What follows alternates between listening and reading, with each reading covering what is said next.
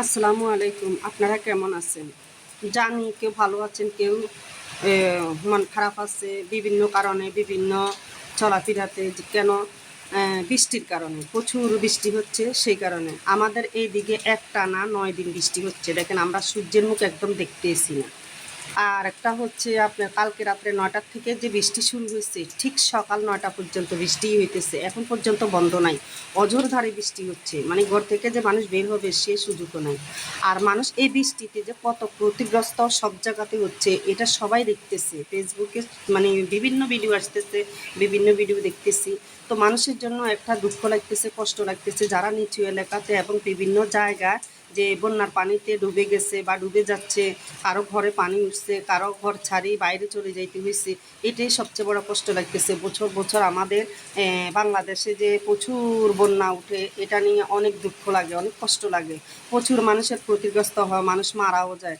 তো এই পরিস্থিতিতে বাংলাদেশে ভাই আর কয়দিন, আর এটা হচ্ছে সবাই বলতে পারেন একমাত্র উপরওয়ালার লীলা খেলা। আল্লাহ যা করেন, আল্লাহ যা মানুষকে দেখান, সব কিছু যা উপরওয়ালার লীলা খেলা। আর একমাত্র আল্লাহই জানেন যে এই পৃথিবীতে এগুলা নসিহত কেন দেখাইতেছেন। তো এক কথা হচ্ছে রহমতের বৃষ্টি ঠিক আছে, কিন্তু এভাবে যদি সূর্যের মুখ না দেখা যায় মানুষ কিভাবে চলবে, খাবে? আর মানুষের যে চলাফেরাতে খরচ বহনে যাতায়াতে অনেক কষ্ট হয়ে যেতেছে, অনেক, যে চতুর্দিকে পানি নামতেছে না।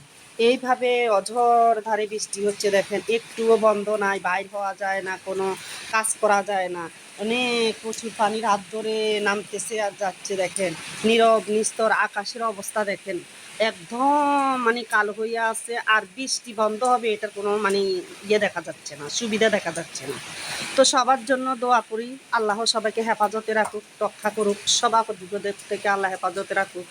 আর আল্লাহর কাছে একটাই চাওয়া, একটাই পাওয়া, মানুষের সবসময় দোয়া করতো যে আল্লাহ মেঘ দাও, পানি দাও, ছায়া দে রেখে আল্লাহ মেঘ দে।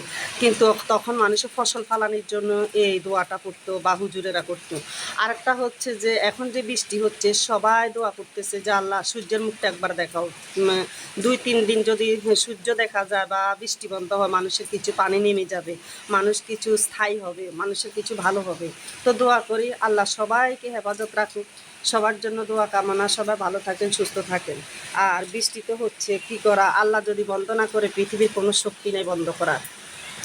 আকাশের আবহাওয়া খুব খারাপ, খুব খারাপ।